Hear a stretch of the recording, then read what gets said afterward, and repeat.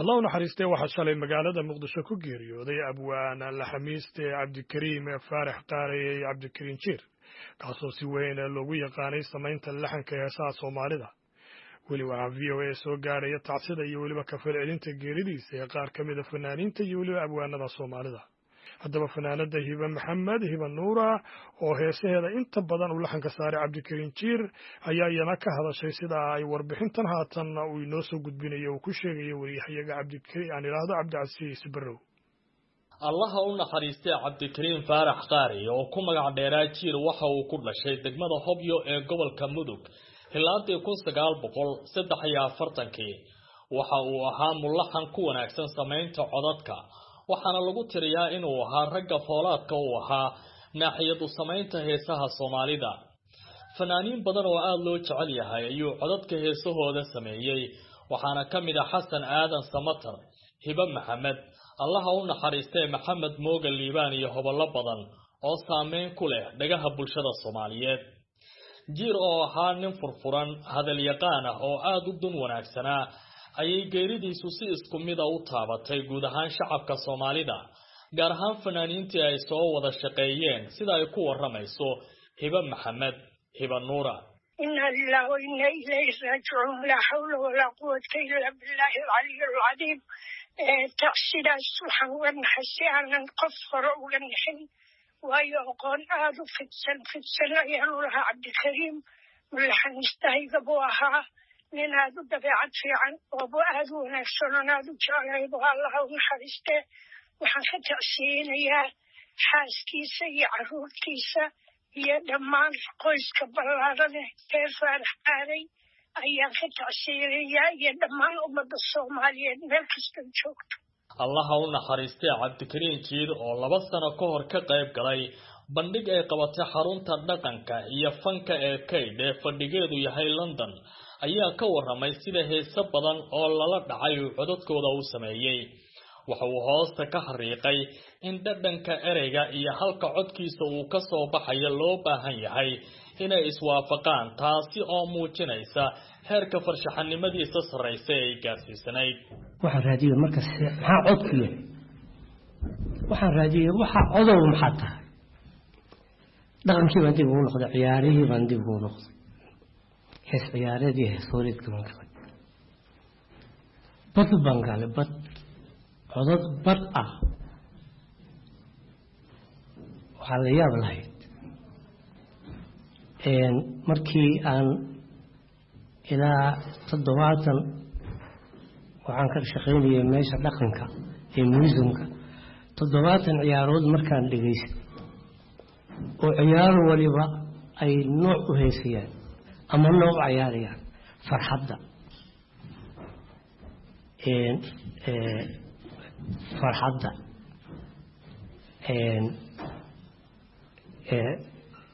ku digashada faanka kalgacalka caashaqa jacaylka caashaqa iyo jacaylka iyo kalgacalku waa kala nooc codadkooda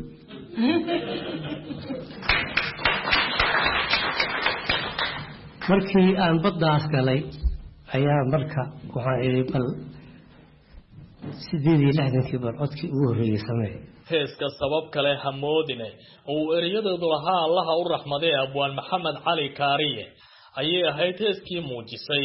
awoodda uu jiir u lahaa inuu sameeyo codad saameyn weyn ku yeesha qalbiyada Soomaalida 68 bal codkii ugu horreeyay samee Maxamed Cali Kaariye ayaa waxaan ka soo qaaday hees la yiraahdo oo aanu sheekadan u geeyay sabab kale mooyay bismillahir rahmanir rahim sabab kale mooyay sameeyay ama waxay saacada ku haysto fayris baa laga qaadi doonaa la codkii waa ka baqayaa maxaa noogaan u yaabay maxaa noogaan meel la galay waxaa yiri heestan iga xafid هذا عطتي سيتاي نفس باي فريسة سيتاي نفس يبيو يا مسعوتي الله سنداني هاي سيس سصديو وحشيري سمير وانفقوس وإنا كالجاري أيضا جعل kala sukaysidee adna way tagtaagto subaxdaan isbarane adna way tagtaagto subaxdaan isbarane sacadanantu kala sukaysidee fanaanada hiba maxamed inta badan heesaheeda sida kaxbaana haye ma og tahay soo noqo adoo nabada iyo kuwo kaleba waxa uu jir u sameeyay laxamada waxay qudheeda hiba sharaxaysaa sababta heesaheeda uu codadka inta badan ugu sameeyay jiir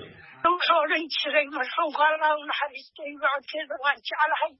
talabaad siyaaluhu hadduu yidhaahdo laxanka halkaasuu maraa markuu halkaa maraya halkaasaa laga qabtaa markuu isleeyahay kor baa loo qaadaa markaa wuxuu odhan jiray inta meeleeban gaadhsiiyo inuu way ka hesi kartaa aniguna nabadina ku raagne inkastoon ku rabayo ku riyaaqay maalmahan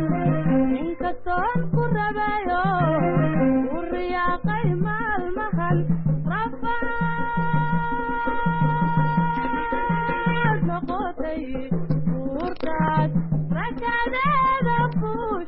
allaha u naxariistay cabdikariin jiir oo shalay dunida ka huleelay waxay soomaalida ku xasuusan doonaa in kaalin wax ku ool ah uu ka qaatay kobcinta fanka soomaalida weliba xilli loo baahnaa oo dowladnimadu ay curdun ahayd laxamada mucjisada ahaa ee uu hal abuuray waxaa ka mid ah heeska beledweyne ee uu qaado fanaanka xasan aadan samatar erayadeeduna uu leeyahay abwaan maxamed ibraahim warsame hadraawi heeskan oo dhowr jeer laxankeeda uu isbedelayo waxay ka mid tahay kuwa soomaalidu ay aad u jeceshahay oo aan dhagaysigeeda laga daalin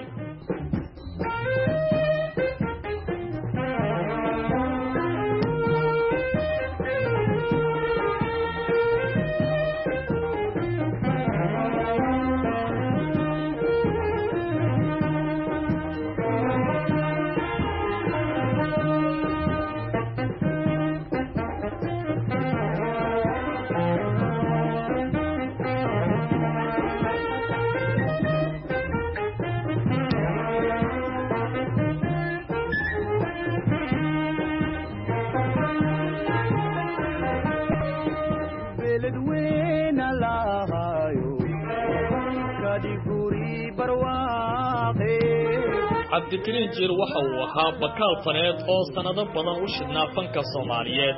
hubantise in aan sahal lagu ilaawi doonin magaciisana uu sii waari doono laakiin waxay su'aali ka imaanaysaa yaa buuxin doona booskii uu baneeyay Cabdicasiis Barrow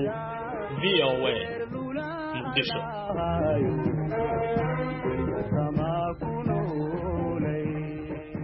الله نحرستي مرحوم عبد الكريم فارح قاري عبد الكريم جير وشري ku geeriyooday magaalada Muqdisho ayaa lagu tilmaamay tiir kamid aha tiirarka fanka iyo suugaanta ee Soomaalida الله نحرستي عبد الكريم فارح قاري ayaa waxa taariikhdiisa VOA uga waramay iyo waqtigii ay isbarteen iyo shakhsiyadii marxuumka intaba abwaan maxamed aadan dacar oo ku nool hadda magaalada Hargeysa marka hore inna lillahi wa inna ilayhi raaji'un waxaan leenahay عبد الكريم فارح قاري عبد الكريم جير إلهي نحرستي جنو هكا ورابي إساقيا إنتي لبتاء ومثل محمد با إننا إلهي نقضب نحرسو عبد الكريم أنا ودي وحان والوتكي هوري أيوكو جيرا دقنك ما هاد كان دحي يوفقونا انت مرتدكي هوروكو جيرا مركا وحوها عبد الكريم هورتا نين لحميستاه أيوكو عن بحي inkastoo marxuum cabdikariim faarax qaare uu hal xamiista sare oo si weyn Soomaalidu uga wada dheregsan tahay ayaa haddana waxa si gaar ah u calaamadsan halabuuro waaweyn oo Soomaaliyeed oo si gaar ah heesahooda ama suugaantooda uu laxanka u saaray inta badan waa kan mar kale maxamed aadan dacar maxamed oo aad badan u suunayeena waxa weeye maxamed ibraahim warsame hadraawi iyo ninka loo isqaali ahaa maxamed cali kaare allah u naxariiste ورقد هسا وقد يستان ساتير ركضوا في شيء سبب كله مودين يو ونك وعدك أسميه هو يلا نك سميه هو ويسقى حط كذا أسميه هو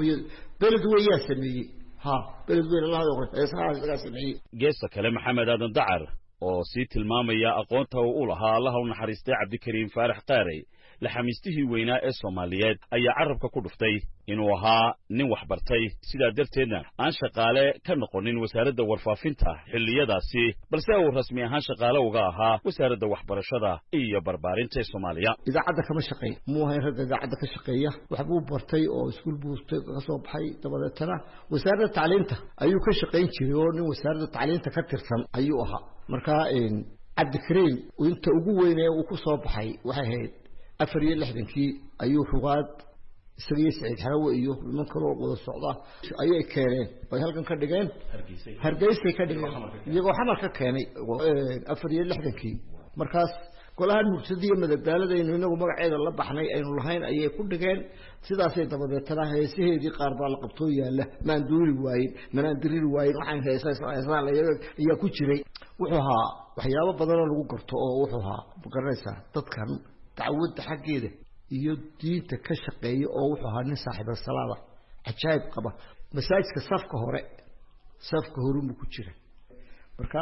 nin ilaah buu ahaa xagga dadkana waxa la yiraahdaa nin odayo hoos soo dhaweynta miyuu soo dhaweynta uu ka hayn jiray Allahu naxariistay marxuum cabdikariim faarax qaarey cabdikariim jiir kuma eekayno qura in uu laxan ama cod sameeyo suugaanta ama heesaha jacaylka ee Soomaalida ama wadaniga sida uu sheegay mar kale abwaan maxamed aadan dacar oo aan kula kulmay magaalada Hargeysa waxa uu si weyn xil isaga saaray inuu suugaan badan nabi maxamed lagu amaanayo sallallahu alayhi wasallam uu laxan iyo codba u sameeyo waxa aan ku xusuustaa ku garanaya waxaan soo nimay 770kii meelahaas ay heedaan umaleynaya iyo 70 waxay mooyaan ayaa qolan nootib waxay yiraahdeen waa nimay waxaan riwaadahu dhigaysaan wala culimay fanka xaggan ma u budishaan oo xagga diinta niyo ila cali kaariye iyo adiga iyo badan caynkaas Sahra Ahmed iyo inoo yeereen Marwe Maxamed inay oran jireen oo dhimatay iyo dad baa la soo ururinay dabadeetana halkaas uu dabadeetana afar cod ku sameeyay cabdikariim waxaan ka soo qaadaya oo soo qaadanayaa waa dharaartii heesa la ilaahay Sahra Ahmed qaado waa dharaartii dhirtooyada dhalashadii rasuulka alayhi salaam ya oo nabi amaana ayuu sameeyay laba kale sameeyay adigana waxaan magaalada qeybisay inta raacday adka isagaale hoyaad waa nin wax aynkaas waxa kale oo aan ku soo xagga khayrka ergada furqaan ninka codka sameeyay weeyaan ee qaadaya marka inta habluhu qaadayaan mooyaane inta kale afka ka sheegaya waa codkaas waa isaga waa cabdikariim jiil codkaas maxamed xasan cali waji وقاسمها واحدة دقن كي وقت كان وسارد ورفافين تدقن كي وعيقلين الصوماليلان وصحفي روق عدايا ووايارق معلنا سوين يا أي حليل أولها يعني إسلامر كان يسوي قانين الله النحارستين مرحوم عبد الكريم فارح قاري عبد الكريم تشيل إلهي الحريش جنها كور راديو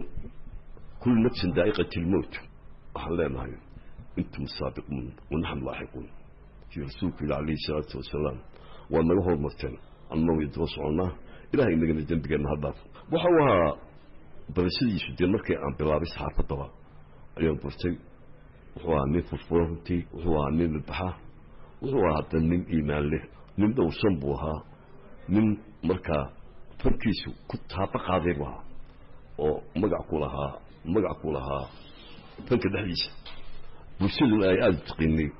وحق اللحن كآد لوغو برطيبوها وحمس كبر اللي مقادين قدشو وهو تبكي آدك وتسعدت صوابحية الجريك اللي يبغاها مركا مجلسنا وآذوينا شيكوين بنبان بحمري وأنا كل شيء كيسين شوفي إلا سوء صوت عيش قضاء يسوء قاض وبطاقة قاضي يدي أنا مغريبة دي هوشي سوء قبلي وحيابو صوت صاري وحمد على قسايدكي نبي عمان كها وقال كل عدكي سبكتشو يركبي فرقان كمي ضحيب وهاي نعدكسو وبها الأبورين أبوان كوين لا يعطمد السياحة تراوي ومركا والسوق هذا قسايدك لوركو وين السيرة دي النبي قردان بدي عليه الصلاة والسلام أيكون أن توصوا مالي هسيسن وإنت اللحامة يستدلي سنة فقم يسقي قناي كرين تسيسو بدلي شغلقا أبكر عداوي الراقي والله يقان بولحوبي وادر بوغي دي استسوي اللوغي يقانو الصومالي لان إيادلوك الصومالي دا عبد الكريم فارح قاري الله ونحرسته ayaa 1997 waxay ku kulmeen magaalada Hargeysa iyadoo mudana ay ku wada shaqeeyeen qaybta fanka horta maanta waxa ay nasiiba aan kulliguna waraysi Cabdi Kariim aad iga qaado taariikhdiisa aad bay horta u nasiib badanahay walow aniga aanan cabdikariim taariikhdiisa aanan ku soo koobi karin halkan waayo kol haddii weji aad ka wareysatay waxa weeyaan halkaasay ku dhintay anigu intaan ka aqaano waa in kooban cabdikariim hargeysaan isugu nimi anoo horey u aqaanay in hargeysa isugu nimi waa wada shaqeynay in badan cabdikariim nin dhowr soo buu ahaa horta marka u horeysa fankan lagu sheegayo waxa weeye dadku heesaaga un bay garanayaan hebel waa qatar ninkaasi waa heesaa waa qatar aqalkan haddii oonan sees lahayn dee dusha lagama bilaabi karo seeska fanka u ahaa cabdikariim dadka u fariisiyo fanka khadar maxamed cakuule VOA hargeysa